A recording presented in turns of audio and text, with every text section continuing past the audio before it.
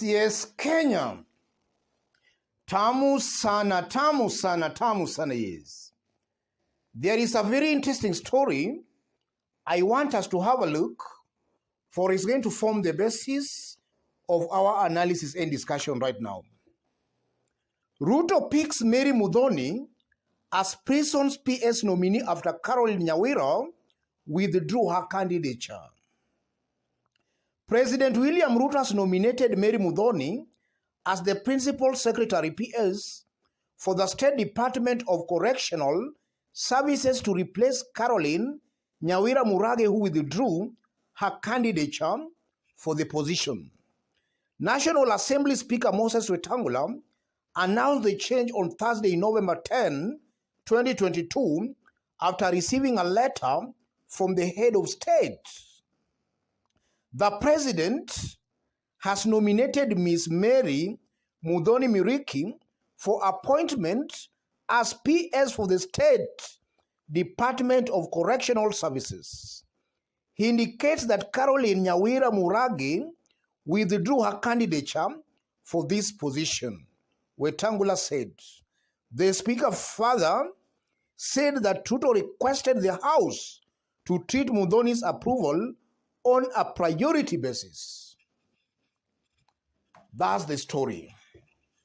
So today in Parliament, Moses Wetangula announced to the whole House that William Ruto has replaced one of the principal secretary's nominee. And the reason, the principal secretary nominee withdrew. Yes, she was not interested in being a principal secretary. In this video, as usual, I want us to dig deep into this story to see the story behind the story. If you are watching us for the very first time, subscribe, give this video a like. Yes. Just to start it off, it's very rare to find a Kenyan rejecting a top job like a principal secretary. It's very rare, because in the recent years, we have even seen some saying they rather die than to resign. But this one here is rejecting a principal secretary's job, something that is very rare. So that might be a confirmation that the said individual felt that holding that position was going to cause her more damage than good. That's the first thing I'm seeing here. So it might be possible that the individual willingly withdrew her candidature, willingly withdrew from that position. And if you look at what is currently happening in William Ruto's government, it's clear that things are going south. Things are going the wrong way. And that's a fact, and I don't think it's debatable much. Things are going the wrong way. And it's just a matter of time before this government becomes very unpopular amongst Kenyans. And any person, in my honest opinion, who will be serving in this government will be seen as a failure, somebody not worth. I believe that that reality might have forced this lady to withdraw from that position, rather to withdraw from that position. And looking at it, she felt that holding that position was going to soil her image. So she rather remains the way she is without her image being tainted. That's one thing I'm seeing here.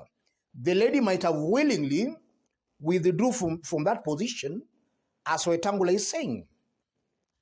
And then secondly, I'm seeing a very high possibility again, a likely possibility, where she was given that job, but with some ridiculous demands and conditions. Very ridiculous.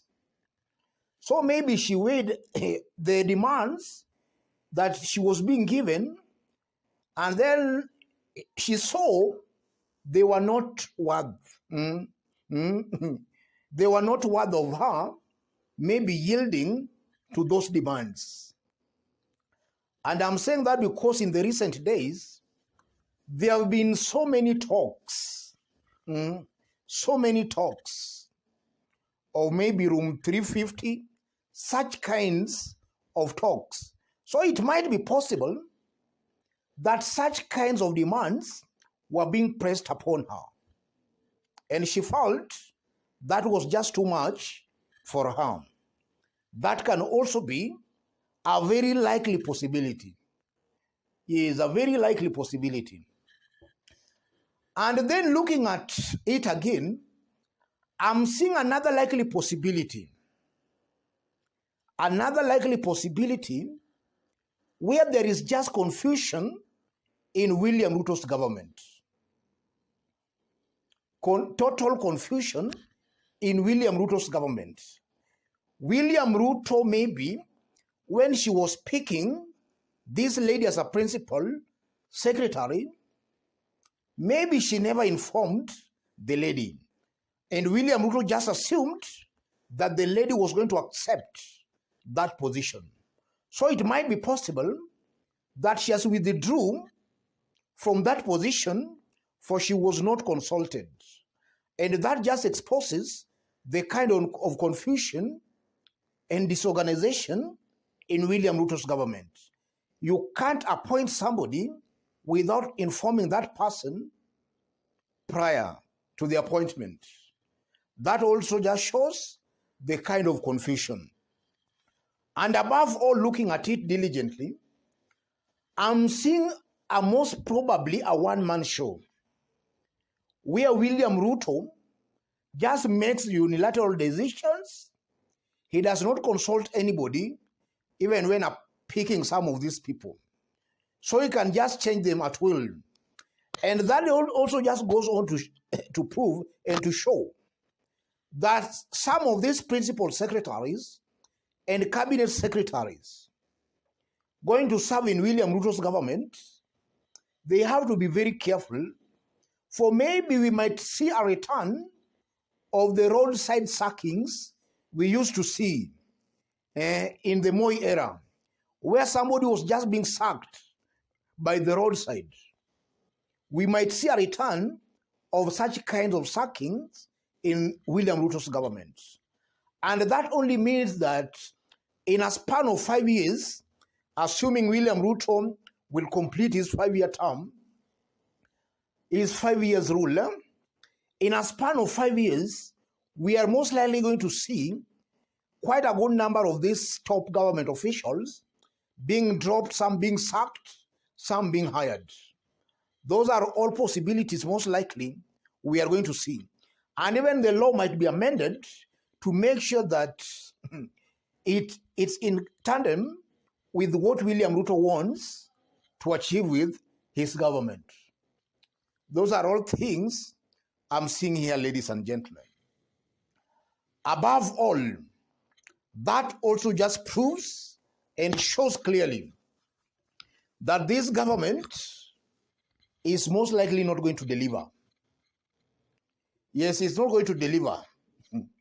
Because I personally believe that one basis of maybe replacing, if at all William Ruto replaced the lady, one basis of replacing a leader, in my honest opinion, should be maybe if that leader or that person or that government official has some integrity issues.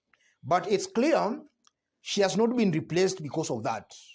Because we are seeing very corrupt individuals who have been picked and are now cabinet secretaries in William Ruto's government. Let me stop it there, ladies and gentlemen. Just as I did indicate when we were starting, if you are watching us for the very first time, subscribe, give this video a like. To our fans and subscribers here, I'm very much humble, very grateful for the kind of support you are giving me here. God bless you. God bless Kenya. To any other person who wants to support our channel, I've pinned my number on the comment section. Contact me through the number or feel free to channel your support to the number. Let's meet in our next analysis. Thank you.